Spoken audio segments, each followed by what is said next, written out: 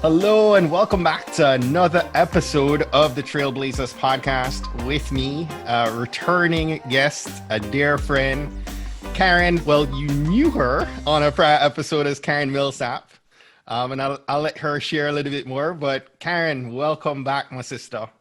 What's up, man? How are you today, Stephen? I'm so happy to see your face. I don't think last time we did this face to face, I think we were on the No, phone. yeah, I think we did it by Zencaster the first time. That's right. You, That's you right. were way back on episode 118. Oh my gosh, has it been that long? Almost 100 episodes back. Yeah, Wow. that's You've been crazy. busy. You stay busy We've though. we've now known each other like 4 or 5, like 4+ years easily. I was trying to think about that. It's funny that you said that. I was like, wait a minute. How long have I actually known him? It's been a minute It's been a because we minute. knew each other. I feel like for at least a year and a half, 2 years before Yeah. you did the episode, Yeah. and the episode's a couple years old. Yep. Episode was back in May of 2018, I think. Time flies Somewhere when you're around that time. crushing goals, huh? That's that's it. That's it. But a lot has changed in the last 2 years for sure. I will get into some of that. But one thing that remains constant is starting off these conversations from a place of gratitude. And I loved when you came on the podcast the first time. I knew you were going to hit this home. So one more time, in this crazy time that we're in, Karen, what are you most grateful for right now?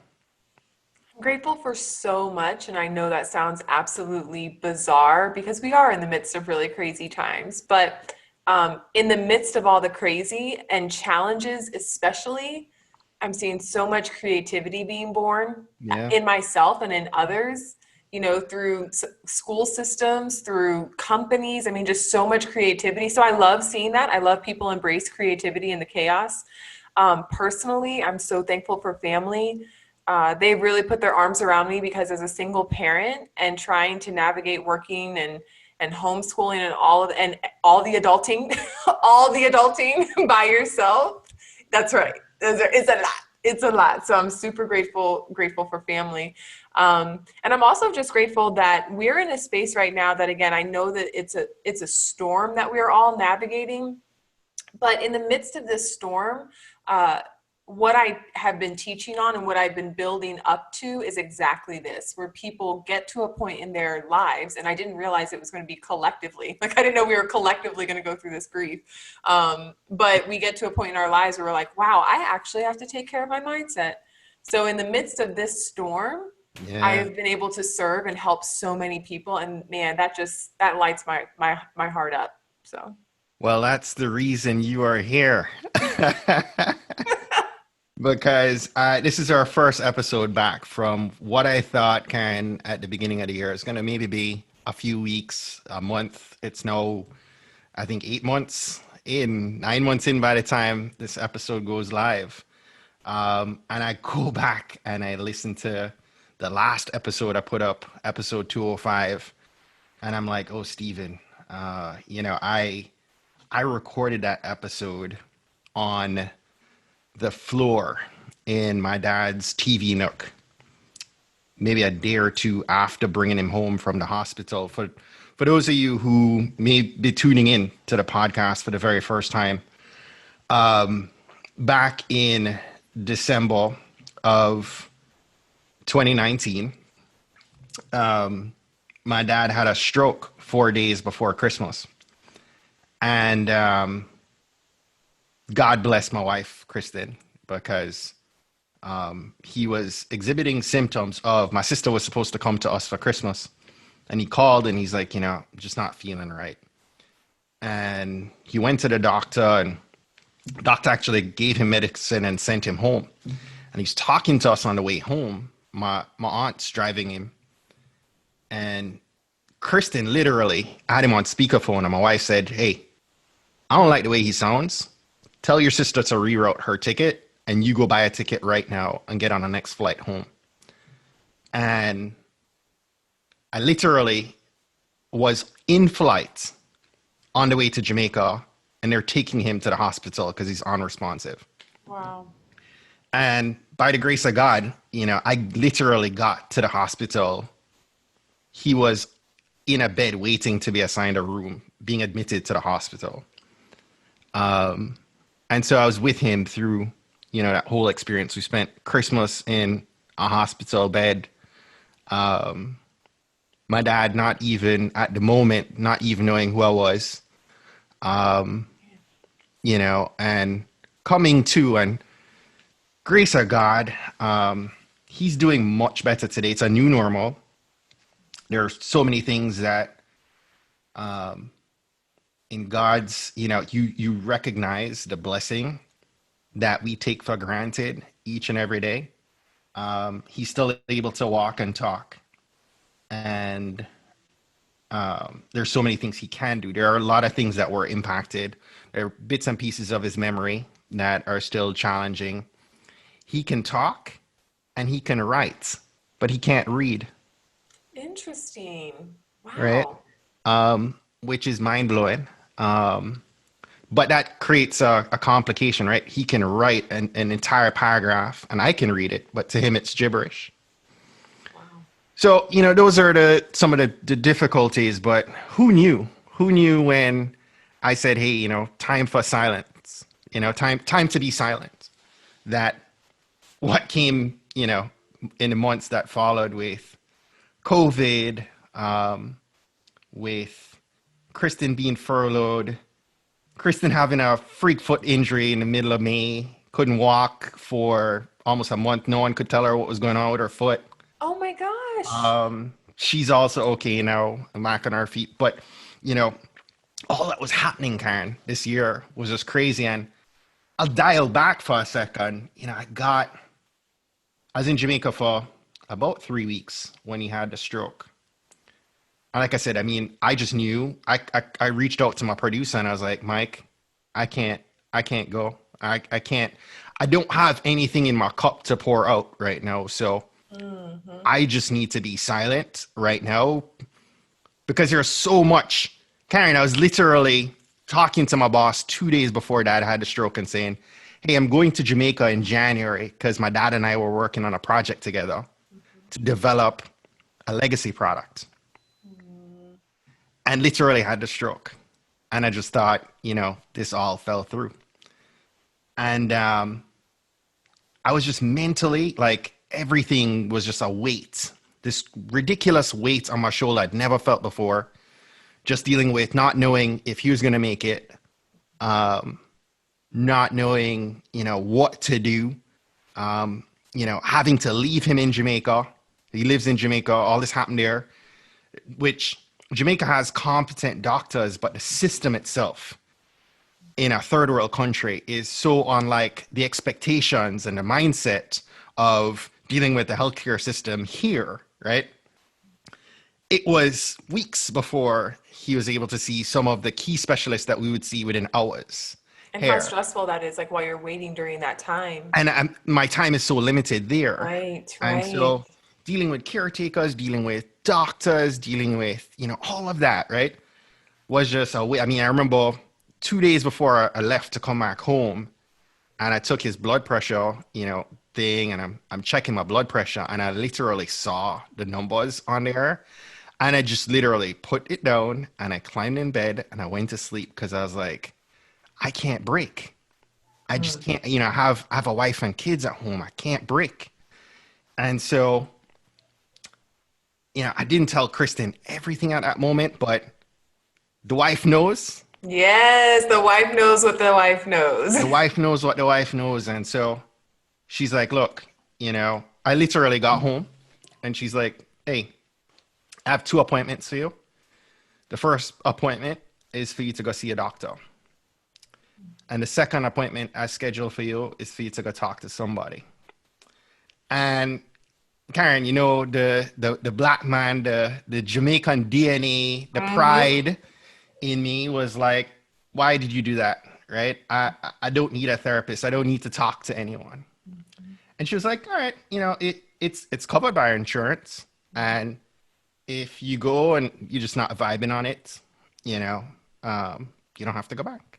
So pause really quick question for you. You said, the the black man in me, the Jamaican. You say that is why you immediately got a little defensive or even uncomfortable. It's a But default. what do you think it was? If you could think in that moment, why do you think you felt like no, that's not for me. I'm not going. I don't even know why you did that. Where do you think that came from? That came from a place of growing up, and it was always looked on as, you know, if you're not well mentally, like, you know, you're kind of needing to be over here, right? Something's off with you, Mm-hmm, mm-hmm. right? Something, and we use the word a lot. Something is wrong with you. Something's wrong with you. And then as soon as somebody tries to identify or bring to surface that something is wrong with you, that triggers shame. And Yeah, then shame makes us want to hide because none of us want to feel like something is wrong with us, right? Man or not. We don't want to feel like exactly. something, but especially for men. Mm-hmm. Exactly. And I tell you what, um, fast forward now, 8, 9 months later, having gone through trying to keep my dad's business afloat, having gone through trying to keep my dad afloat, you know, in terms of his mental and all that's happening with his health, all that's happening with Kristen's health. I live in a 4-story townhouse. My wife can't walk for a month. I have like thunder thighs I up and was down just the thinking your stairs, calves bro. are probably so swollen. Like you got Popeye arms and Popeye calves, huh? Oh my gosh, it was insane, you know, and just the elements of COVID and can't travel home, don't even want to think about getting on a plane.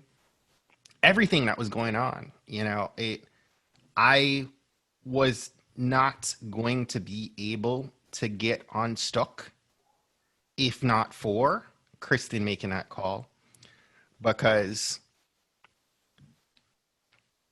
as an entrepreneur, I have been very effective over the years at compartmentalizing and putting each thing in its silo and being able to operate through stress. But Because we glorify the grind. we In glorify this the grand world, we just hustle. make it, yeah. Hmm. And I got to a place where I couldn't control it. I couldn't I couldn't put it in its bin. I couldn't take the weight off. And I couldn't organize thought. I couldn't organize thought, Karen. And It's it called mental was exhaustion. mental exhaustion. Stephen Hart, who always operates on late nights, doing podcast interviews, and And you make fun of me for going to bed early. hey, you're the one that said it on like your first episode. But, you know, like, I never watch TV, right? I'm never the one to, people talk to me about TV shows. I'm like, I don't watch TV. You know, I grind. Like, I'm always doing something. And I found myself, like my episode title said, a time to be silent. Listen, I was silent. I was silent in this season for months. And as much as I thought, hey, you know what?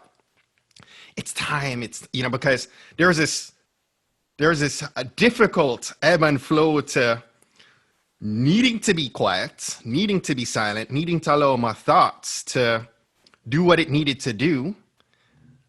And at the same time, this podcast it become a big part of my identity and become such a key, you know, piece of me exploring and learning and doing. This was me. Hmm. Hmm. And so it was this fight to get back behind the mic, but actually have something to pour out Hmm.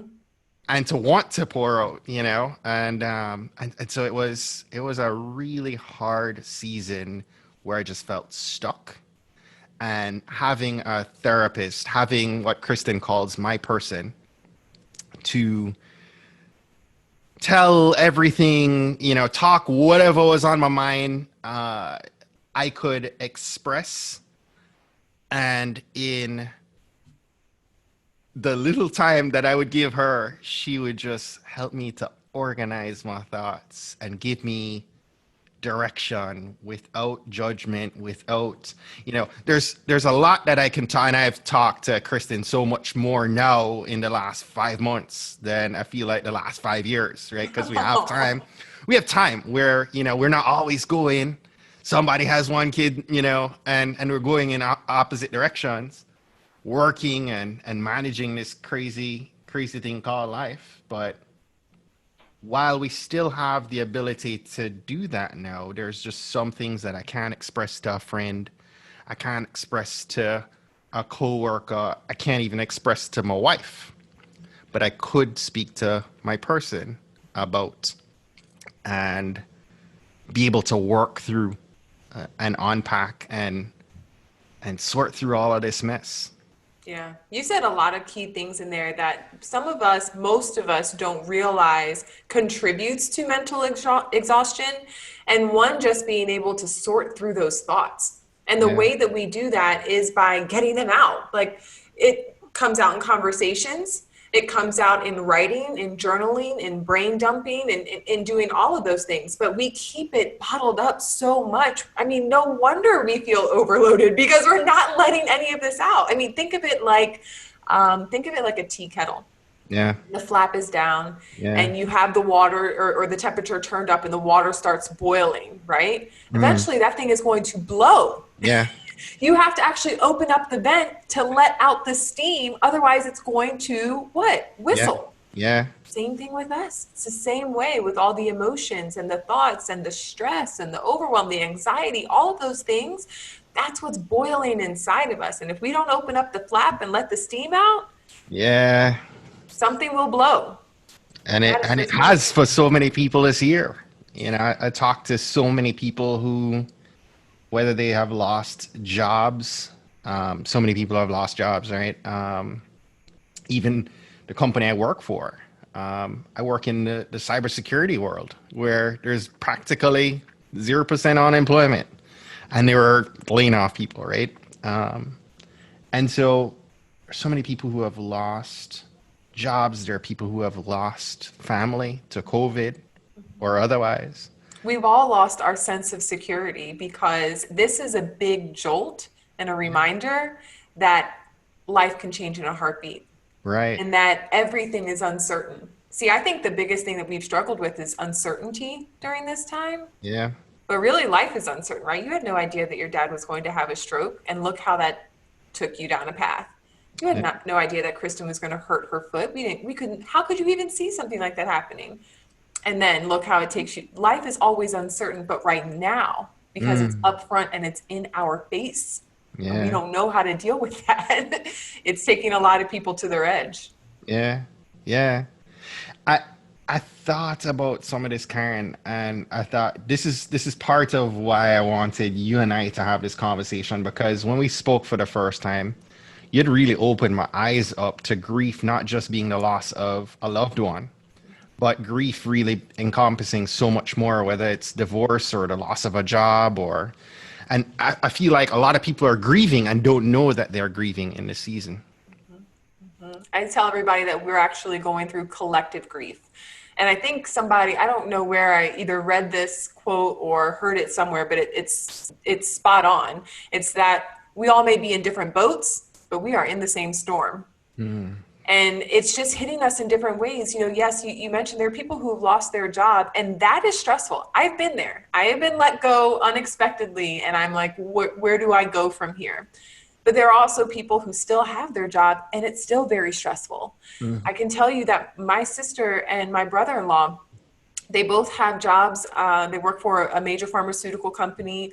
They're directors, and they are on. Like, their normal days are full of meetings. So now you add 2 children to the mix, school-age children that need you because they're not teenagers where they're self-directed and they can figure out their work.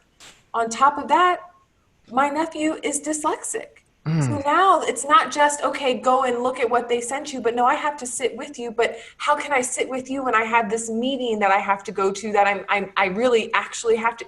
there's so much stress from so many different places. And we always think this, the grass is greener on the other side. But I think what we're learning during this global pandemic is, yeah, no, it's not really green anywhere right now. It's a little burnt, it's a little brown. It's feeling dry and thirsty. It is Yes. hard right now. And it's because we are all experiencing collective grief, because life is just taken a turn for all of us in the worst ways, for Yeah. some people in the worst ways. Yeah, yeah, and you hit the nail on the head. I mean, the kids are another thing, right? The challenge of having kids home in the season has been a challenge, and in a weird way, a blessing, Yes, I agree with that statement. right? Yeah. It's been a time. Our kids now are 10 and 6 at this point, and it's been a time to bond in a way we never really were ever able to have the company of each other 24/7. It's crazy at Yeah. times, and you want to pull your hair out, and what hair is left. Yeah. From the beard, from the beard. But it is a time in history for them, for their this is their good old days, Yes. right? And I think they're gonna look back and value this time in a way that when did we ever have 5 or 6 months Yeah. with Oh, or at home with your family? yeah. You Yeah. all stuck in a house, Yeah. And I mean, I don't want to belittle the fact that it is stressful to have your kids home all It the is time. stressful. It is. I mean, if you think about it, in a normal workday, we may see our children for an hour or hour and a half, 2 hours at the most in the morning, getting them Yeah, ready. We get them out. By the time we get home and get them home, yeah. dinner time, It's a routine. yeah, Yeah, maybe you spend 2 or 3 hours there and then they go to bed. So you've spent a total of 5 hours with your kid. yeah, For the last 6 months, we have been spending 24 hours every single day with our children. That is a yeah, huge, extreme yeah. change. It is. But going back to the same example of my sister and her son, where it may have been challenging, yes, to balance homeschool and work, they actually see it as a blessing, because they said we never would have learned all the intricate details of dyslexia had we not been sitting next to him, helping him through this. Yeah. And so what I realized in that scenario and in so many others is that when it comes to what life looks like around us, there's always negativity and there is always positivity. But what you focus on expands.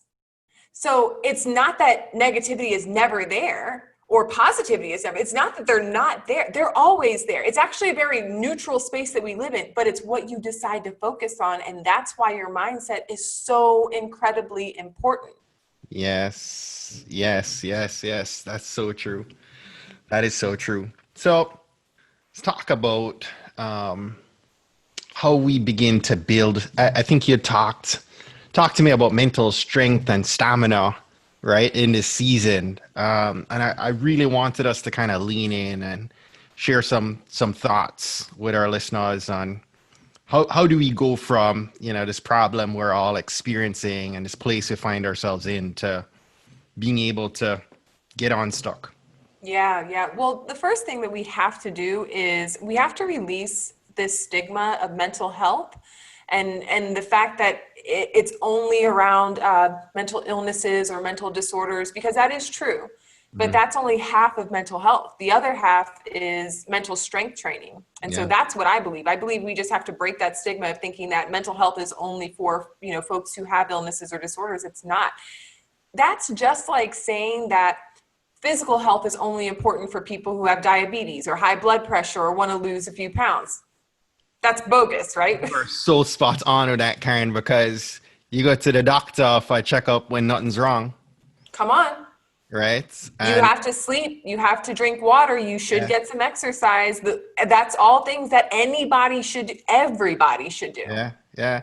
And to break this whole thing, because I didn't know what to expect going to go sit down and talk to a therapist, right? I don't need to get counsel. I don't need somebody to tell me. But it's so not that. right? It really is. In many ways, I mean, that person is a doctor, and they're they're trained to kind of help. They're a brain doctor, right? Yes, To yes. kind of work through what's happening inside your Hmm. headspace, but the you don't feel like it doesn't feel like you're at a doctor visit and somebody's checking your brain, right? And saying, oh, there's something wrong here. Right, right. It really is an ongoing dialogue, and Yes. someone who truly cares. My person, I mean, there are times where we'll sit down and, they're crying with me, Yes, you know, yes. and they care. And so I think it's to the point you made. I think we just need to break this mindset towards um it being that negative, that something has to be wrong for you to need therapy or Mhm. need to address your mental health.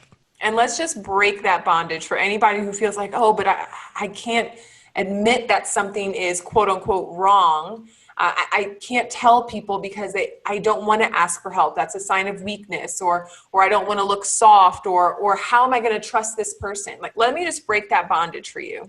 You are human. And Mm, being human means that you have complex emotions, means yes. that you have complex thought patterns. And it is really hard to sort through all that if you've never been given the tools. Mm, That's all it is when you're going to therapy. Whether you're seeing a psychologist, yeah. whether you are seeing a psychotherapist, whether you are seeing a life coach, these are all different professions, but they all help you with head and heart stuff. Yeah. And basically, what they're doing is helping you by giving you the tools so you know how to manage your emotions, you know how to manage your thoughts. Most of us have never had that growing up. Mm, Never. no. And those of us who are lucky to get any kind of guidance in that, thankfully, my son is getting a lot of it, but you know why? Because I went through it. Yeah. So the very few people who I've met who are well equipped with tools to really manage and navigate tough times, it's because they had a parent who showed them the way. Hmm. So a lot of times people will say, well, how do I help my kids through this? My first question is, well, do you know how to do it? You Mm, can't teach your kids something you don't know how wow. to do, Yeah. right? And Yeah. so I think if we really consider what it looks like to develop our mental strength, you do need to go to a professional or enroll in some courses or make sure that you're getting some sort of knowledge. I mean, there's so much information out there at our fingertips. You could just start listening to podcasts Mm, about mental strength training and mindset, right? mhm. That's a really great place to start. But I do encourage people who may be going through something really heavy, or maybe you have 20, 30, 40 years of stuff that's been building up and you've never ever tried to go there. I Mm, would encourage you to have a professional walk alongside you, because if you find yourself trying to work through it all, it begins to feel overwhelming. But mm. if you have somebody who's kind of like they're leading the pack, they're the guide, and they're helping you, then Yeah. it feels more manageable. And then you start to build that momentum that you need to really develop the mental strength that we all need to get through this crazy life. Yeah. Yeah. There's also a couple other things that I think got me to this point, Karen, that I think it's important to share. Um, One of them was just what I did, unplugged. I unplugged. I pulled a freaking plug out the wall on hustle, Yes. on the grind.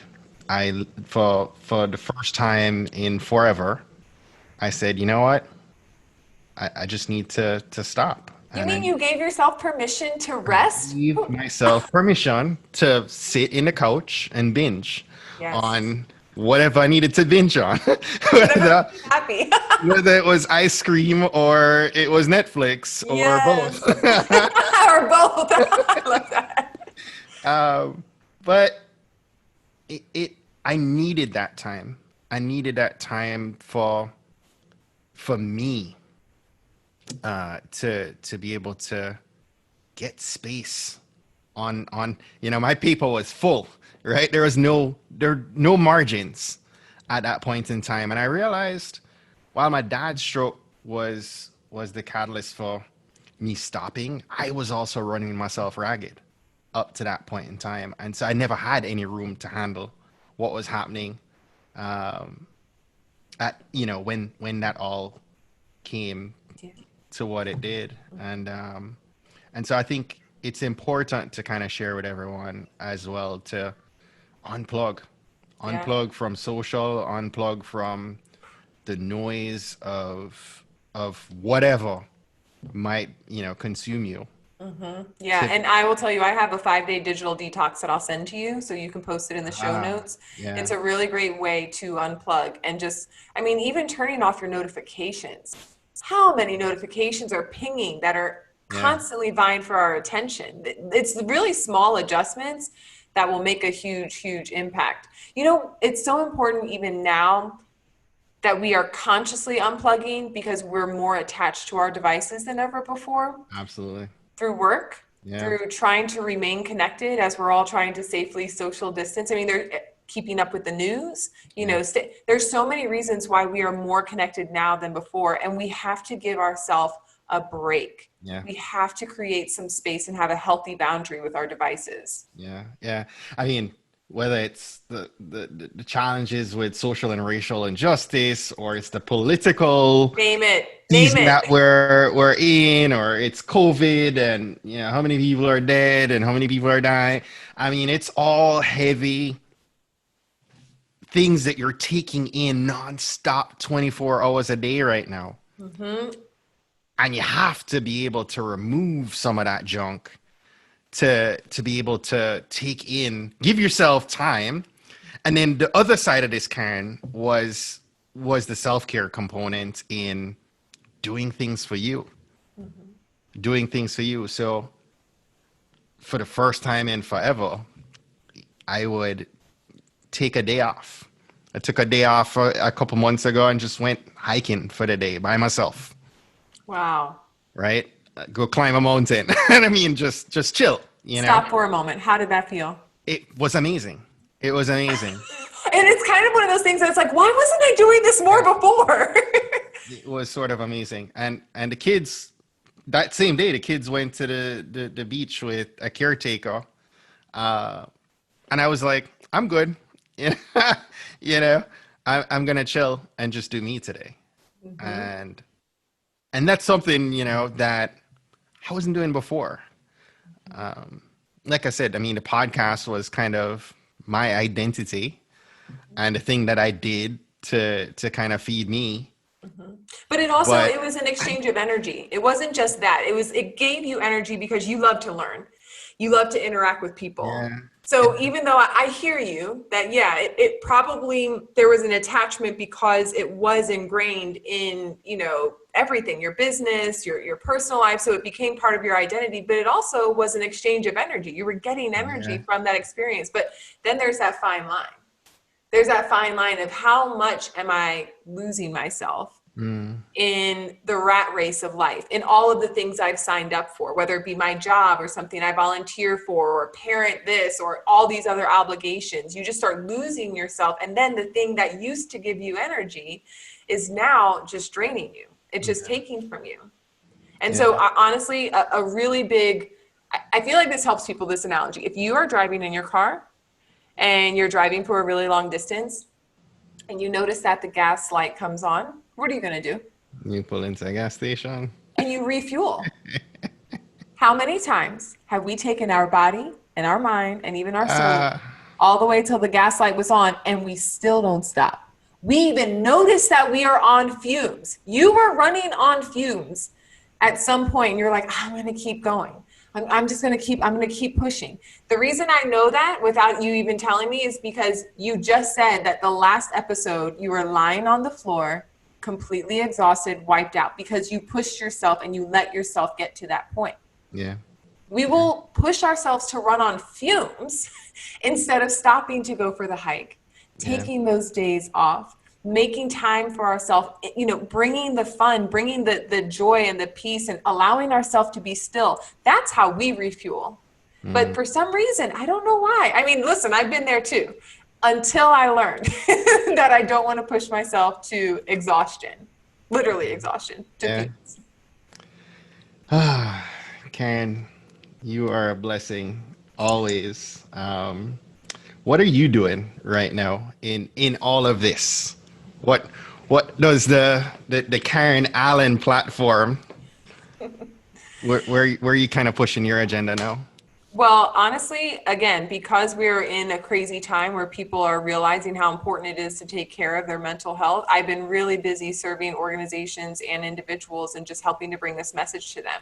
You know, teaching them stop and shift, teaching them other mental strength training exercises. And because that's been picking up, I've actually had to be even more mindful of when I am taking my downtime, when Yeah. I'm unplugging, when I'm not looking at my phone, when I'm Yeah. just cuddling with my son. Like cuddling is so good. If you have kids or if you have a pet, cuddle. It's something about that touch that's also nurturing for us. So Except when there are like seven kids, like seven bodies in my bed cuddling my wife, and it's not me. Like I, I came into bed last night. There's a dog. There's this dude hugging up my wife. I'm like, yo, brethren, like go to your room, man. Yeah. like, hold on, where's my space? Where's my space?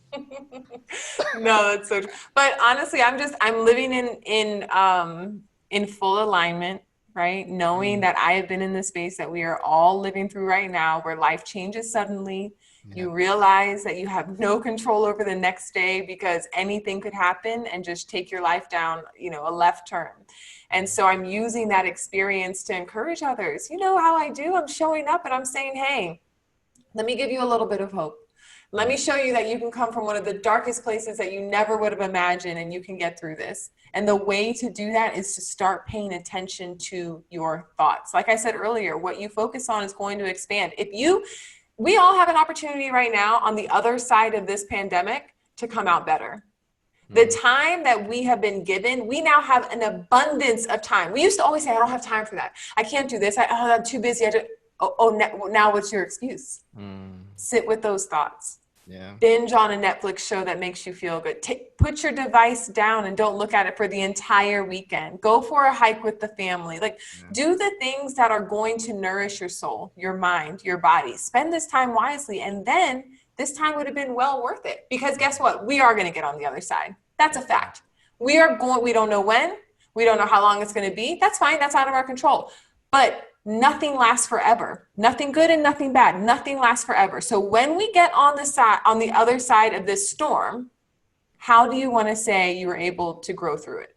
What are you going to say? Yeah, yeah, I love that, Karen. Where you essentially are saying, where your energy goes, where where your focus goes, your energy flows, right? Mm-hmm. Um, and that's so true. That's so spot on. And listen, I am so grateful for you helping me to get back behind the mic. All right, wait, before we go, I want to know what are three things that you do during the day to take care of yourself? I one of the so three things. I've finally gotten my behind back to working out in the morning. So 4 mornings a week, I'm trying to get up and exercise. Because my daughter started patting my belly, and I just did not appreciate that. Oh, those honest kids. They'll tell you about yourself, won't they? Didn't appreciate the gesture, so that's got me working out again, and that helps, right? Um, Another thing to break the cycle of just sitting stuck all day working is having a dog and going for long walks with our dog, and allowing myself to put in my AirPods and listen to an audiobook, and that allows me that time. And generally in the evening time, I plop myself down on the couch and chill. And being still is so good. I I mean, get the again, I kids think people down, have, Karen, and it's a legit thing. Like I will yes, come back downstairs and I'll just chill.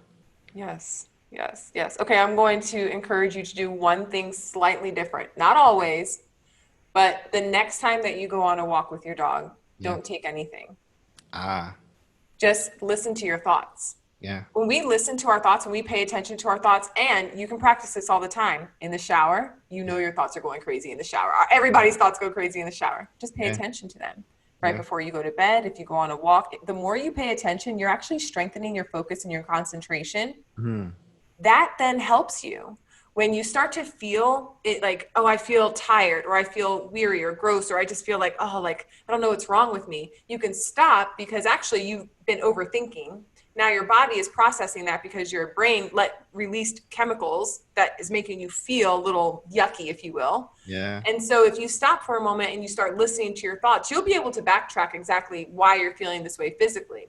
But the way that you strengthen that right there is by listening to your thoughts all the time, on a daily basis, in the shower, on the walk. So don't take your AirPods next time. Be with your thoughts, listen to them. I'm telling you, it is going to help you in so many ways. I love it. I love it. Karen Allen, that's a tough one. You didn't explain this, because before you're Karen Millsap. Yeah. All right, so here's the explanation. And it's really not a big one, but I thought about it a while ago, years ago. I was like, man, do I want to go back to my maiden name? First of all, I love my maiden name. I just love how I've always loved my name. But when I started to do good work in the world, I started to think about legacy. And I started to think about the legacy that I am leaving for my son. And I started to think, man, wouldn't it be great if he could carry both names? If he could have his dad's name and my name. Like, why does my name have to get kicked to the curb? I'm working hard out here. I'm building things. And so I just thought to myself, I said, well, I don't know if this is what it means to be a feminist. I'm always for, feminism, but I'm like, is this what it really means? But I did think to myself, like, the legacy that I want to leave. Yeah. I want that to be tied to my birth name, to my surname. And so I talked to my son about it. I, of course, did not want to make the decision without him. Yeah. And together, without even saying this to him, we both came together and decided that Millsap would be our middle name together. Wow. So we'll both be Millsap for our middle name, and then Allen for our last name. And I'm just, I feel so much peace. Yeah.